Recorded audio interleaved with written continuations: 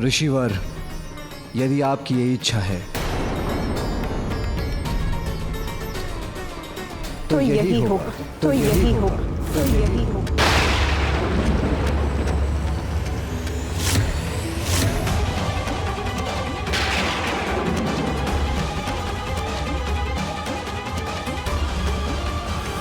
यदि ऐसा है तो आप किसी निर्जन स्थान पर वास क्यों नहीं करते, जहां निर्विघ्न आप एक दूसरे में रमे रह सके?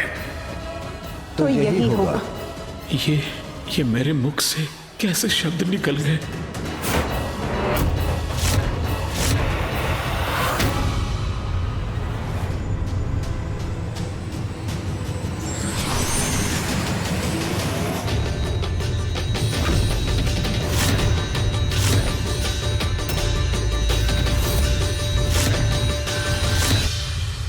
महादेव, माँ! पिताश्री! माँ! माता, माँ! पिताश्री! माँ, पिताश्री, आप ऐसे कैसे जा सकते हैं? ऋषि दुर्वासा के क्रोध के कारण ये कैसा अनर्थ हो गया? महादेव और माता दोनों कहाँ अंतर ध्यान हो गए? माँ, महादेव और माता अपने चरण चिन्ह छोड़कर अंतर ध्यान हो गए।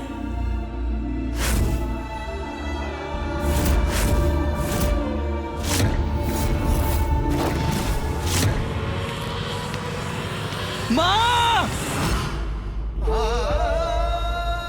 महादेव, माता पार्वती, ये कैसा अनर्थ हो गया? जिसका मुझे भय था वही हुआ, किंतु कहां जा सकते हैं महादेव? माँ, पिताश्री, आप ऐसे कैसे जा सकते हैं? माँ, पिताश्री! गणेश जी, कुमार कार्तिकेय, मैं भीतर जाकर देखता हूँ। हाँ, हाँ नंदी जी, जाइए, जाइए।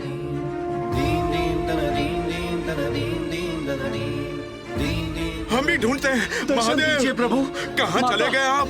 हमें छोड़कर दर्शन मत दीजिए जाइए प्रभु, हमें छोड़ के मत जाइए। कहाँ चले गए आप? महादेव, माता, महादेव!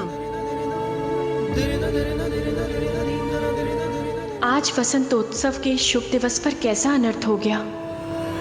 माँ,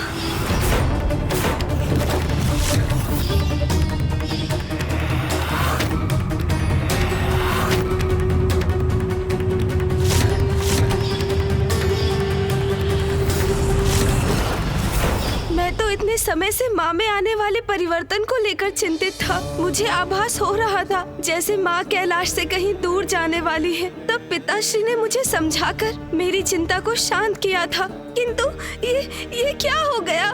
माँ और पिताश्री दोनों ही कहीं चले गए। अब हम क्या करेंगे? कहाँ गए होंगे वो? नंदी जी,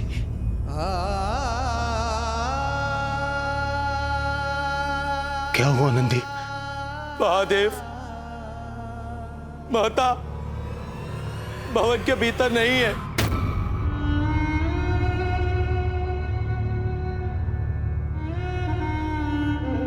मैंने समस्त भवन ढूंढ लिया, वो कहीं नहीं मिले। अर्थात पिताश्री और माँ दोनों ने ही कैलाश का परित्याग कर दिया।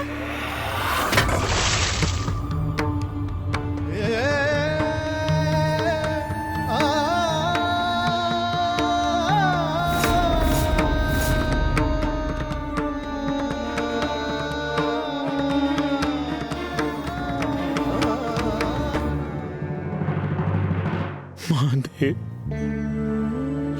माता, ये कैसी भूल हो गई मुझसे?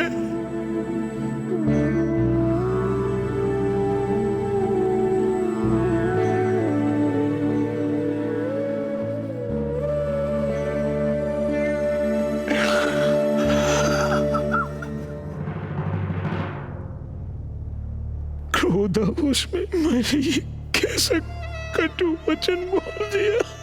अब क्रोध त्याग कर दुर्वासा अपने पश्चाताप की अग्नि में तप रहे हैं। जिस भक्त के जीवा से ऐसे कठोर वचन सुनकर महादेव और माता को कैलाश त्याग के जाना पड़ा। उस वक्त को अब जीवित रहने का कोई अधिकार नहीं। मैं अब जीवित नहीं रहूंगा। मैं अपने प्राण त्याग दूंगा, अपने प्राण त्याग दूंगा, प्राण त्याग दूंगा, प्राण त्याग दूंगा। ऋषि दुर्वासा,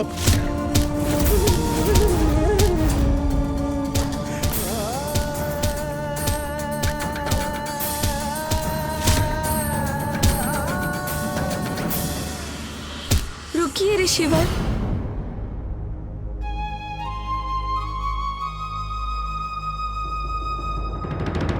ये आप क्या कर रहे हैं ऋषिवर? कितना विशाल है गणेश का हृदय। अपने दुख को परे कर वो ऋषि दुर्वासा को सांत्वना दे रहा है, उनके दुख को शांत कर रहा है।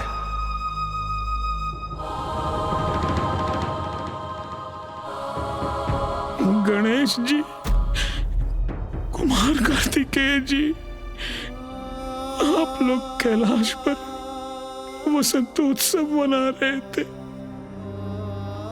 किंतु मैंने इस अनंतोत्सव को दुख के अवसर में परिवर्तित कर दिया। ये क्या कर दिया आपने ऋषिवर? आप जहां जाते हैं वहां कोई ना कोई अनर्थ अवश्य घटता है। क्रोधावश आप किसी को श्राप दे देते हैं अथवा आपके कठोर वचनों से कोई बड़ी घटना घट जाती है। ऋषिवर, यदि मुझे तनिक भी आभास होता कि आप कैलाश की ओर निकल पड़ेंगे तो मैं आपसे कभी नहीं कहता कि हम कैलाश जा रहे हैं। मुझे जीवित रहने का कोई अधिकार नहीं। मैं अपने प्राण त्याग दूंगा गणेश जी, अपने प्राण त्याग दूंगा। जो होना था वो हो चुका ऋषिवर। अब विलाप करने का कोई लाभ नहीं। अब तो इस स्थिति को सुधारने का एकमात्र उपाय है ये ज्ञात करना कि पिताश्री और माँ कहाँ चले गए। गणेश जी उचित कह रहे हैं। यही उपाय है मेरी भूल के सुधार का, मेरे पश्चाताप का। सभी ये मानते हैं कि ऋषि दुर्वासा की उपस्थिति से अवश्य कुछ घटित होता है, परंतु यह भी सत्य है कि उनके श्राप और कठोर वचनों में भी जगत कल्याण का कोई कारण छुपा होता है। मामा जी, किंतु यह सत्य कैसे हो सकता है? इनके श्राप और कठोर वचनों से भला किसी का भला कैसे हो सकता है?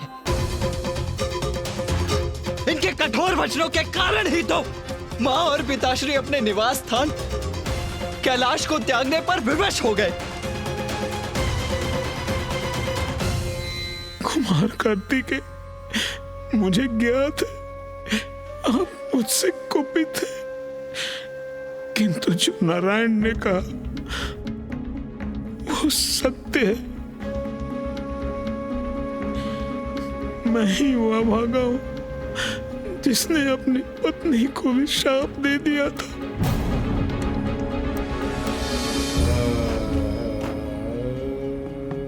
किंतु उसके परिणाम स्वरूप संसार का कल्याण ही हुआ था। आपने अपनी ही पत्नी को शाप दिया था और उससे संसार का कल्याण हुआ था? कैसे ऋषिवर? अनुज गणेश, ये समय कथा सुनने का नहीं है। समय व्यर्थ करने के स्थान पर हमें माँ और पिताश्री को ढूंढना चाहिए। उन्हें कैलाश लौटाने का उपाय करना चाहिए। भैया, कदाचित इस कथा में ही हमारी समस्या के समाधान का कोई ना कोई उपाय छिपा होगा। हमें ज्ञात होगा कि ऋषिवर का क्रोध कल्याण कैसे करता है। संभव है इस कथा से हम समझ पाए कि आज जो भी हुआ उसका कारण क्या था और माँ और पिताश्री कहाँ चले गए हैं।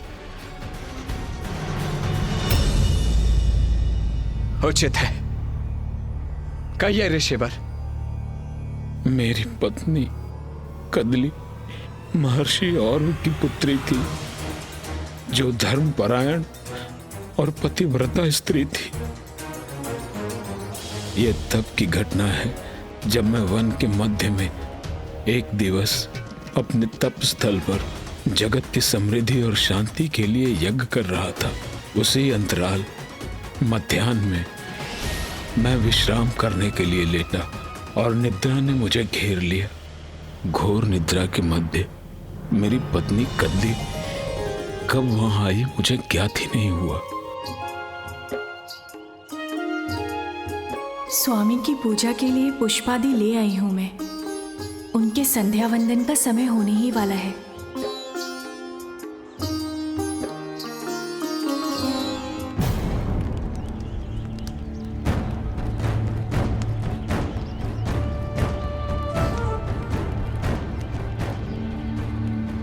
किंतु स्वामी कहाँ हैं? उनका आसन रिक्त क्यों है?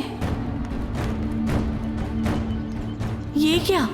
मेरे जाने के पूर्व स्वामी विश्राम करने गए थे। संध्या वंदन का समय हो गया है, किंतु उनकी निद्रा भंग नहीं हुई।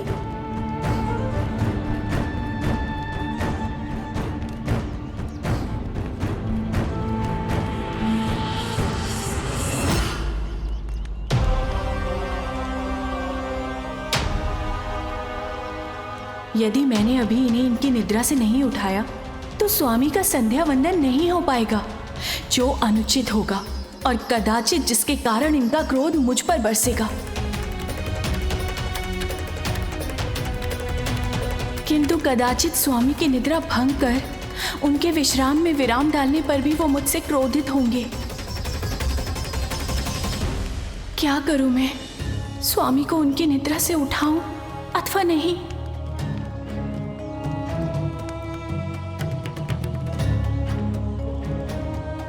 संध्या वंदन पूजा और उसके उपरांत यज्ञ तो अत्यंत महत्वपूर्ण है। ये पूजा मेरे स्वामी ऋषि दुर्वासा के धर्म पालन के साथ साथ लोक कल्याण हेतु उनके यज्ञ के लिए भी आवश्यक है। मुझे स्वामी को निद्रा से जगाना ही होगा, फिर वो मुझ पर क्रोध ही क्यों ना करे। उनकी पत्नी होने के नाते मैं उन्हें अपना धर्म भंग करने नहीं दे सकती।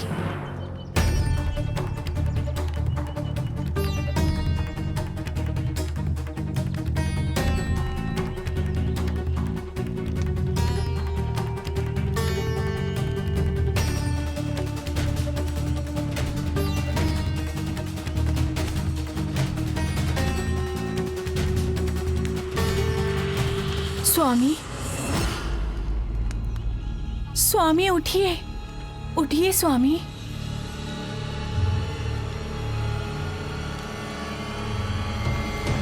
स्वामी मैं आपसे अनुरोध करती हूँ, उठ जाइए स्वामी, उठ जाइए।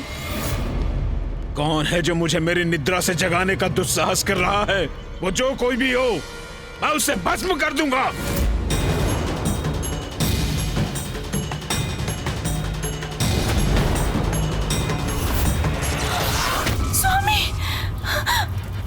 कदली! स्वामी! स्वामी!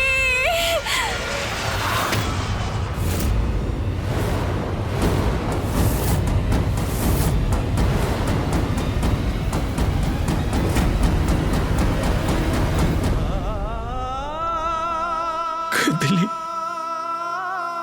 ये कैसा घोर अनर्थ हो गया कदली।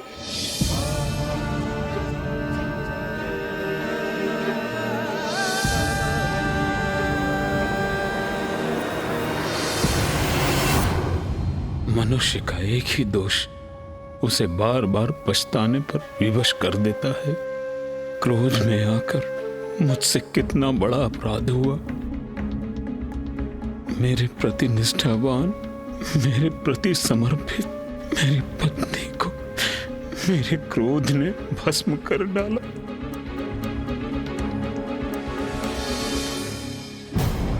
ऋषिवर, जो भी हुआ बहुत दुखद हुआ, किंतु इसमें किसी का कल्याण कहाँ? गणेश जी,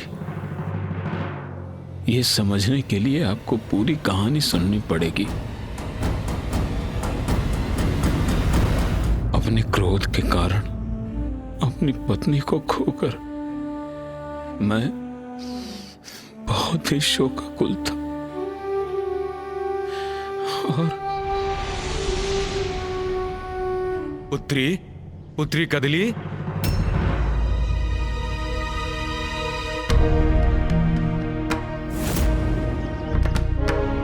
कदली, पुत्री कदली। ऋषि अर्व यहाँ बिना किसी पूर्व सूचना के। पुत्री कदली कहाँ हो? मैं अत्यंत व्याकुल था, अपनी पत्नी की भस्म से दूर नहीं जा पा रहा था, और उसी समय कदली के पिता ससुर श्री ऋषि और वो अपनी पुत्री से भेंट करने वहां आ गए। अरे देखो, मैं आया हूँ तुमसे मिलने। बेटी कहाँ हो? ऋषि दुर्वासा। मैं ससुर श्री से कैसे कहूँ कि मैंने क्रोधवश में उनकी पुत्री को भस्म कर दिया। मेरे इस अपराध का दंड तो मुझे मिलना ही चाहिए, किंतु एक पिता अपनी पुत्री का एहसान देखकर कैसे सह सकेंगे? कहीं वो ये सुनकर अपना ही कोई अनिष्ट कर बैठे तो? मैं समझ ही नहीं पा रहा था कि मैं करूं तो क्या करूं। एक पिता को कैसे बताऊं कि मेरी क्रोधाग्नि से उनकी पुत्री और मेरी पत्नी भस्म हो चुकी है। प्रणाम ऋषि दुर्वासा। मैं अपने तीर्थ यात्रा से लौट रहा था। मार्ग में आपका तपोस्थल भी पड़ता था, तो मैंने सोचा क्यों ना अपनी प्रिय पुत्री कदली से भेंट करता चलूं। कहाँ है पुत्री? दिखाई नहीं दे रही है। ऋषिवर के प्रश्न का क्या उत्तर दूं मैं? क्या हुआ ऋषि दुर्वासा? कोई बात है क्या? सब कुशल तो है? ऋषि दुर्वासा, मेरा मन व्याकुल हो रहा है। पुत्री कदली कहाँ है? मेरी पुत्री कहाँ है? मेरी पुत्री कदली, बताइए। ऋषिवर, आपकी पुत्री और मेरी पत्नी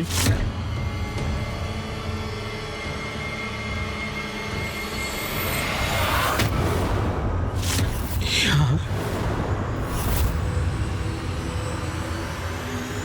कदली यहाँ है? यह क्या कह रहे हैं ऋषि दुर्वासा?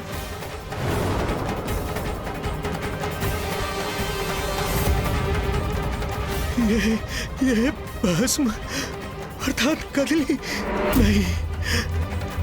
ऋषिवर, मैं गहरी निद्रा में था।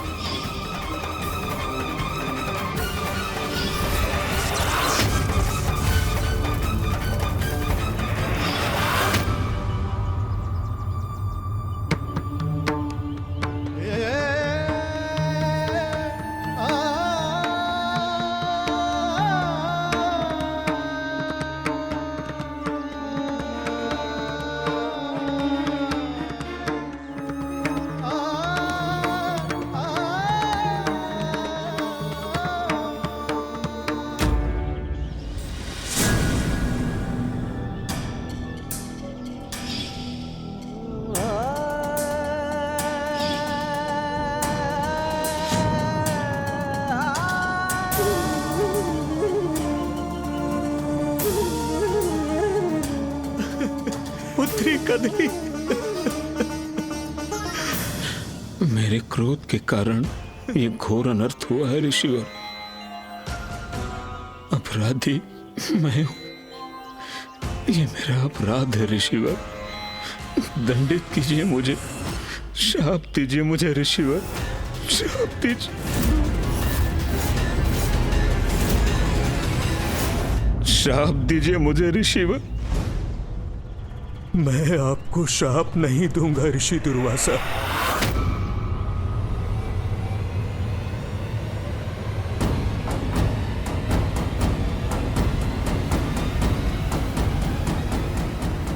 आइए, आप में और मुझ में यही भेद है।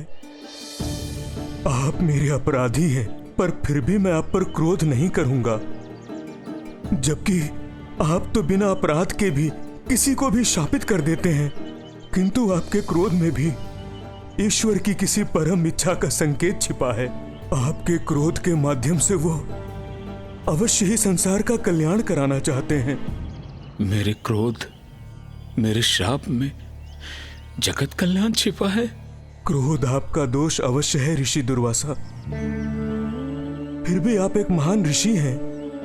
निष्ठा, भक्ति, तपस्या, अनुष्ठान में आपसे बढ़कर कोई नहीं है। जगत जननी के महानतम भक्तों में आपकी गिनती होती है।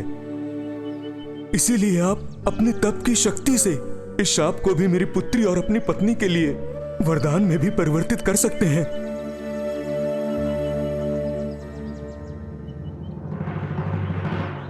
उचित है ऋषिवर,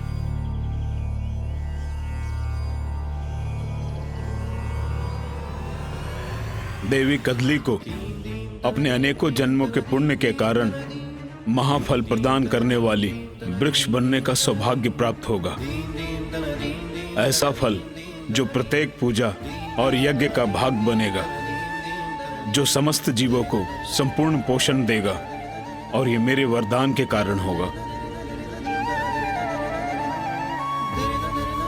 देवी कदली, मैं तुम्हें वरदान देता हूं, तुम कदली फल के वृक्ष के रूप में उत्पन्न होगी।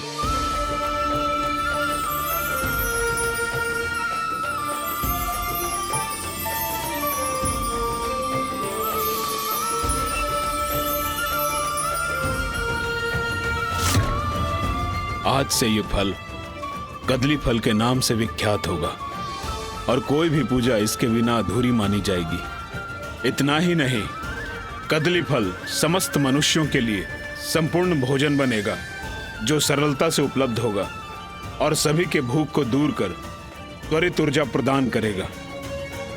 ऋषिवर का शाप तो जग के लिए वरदान बन गया।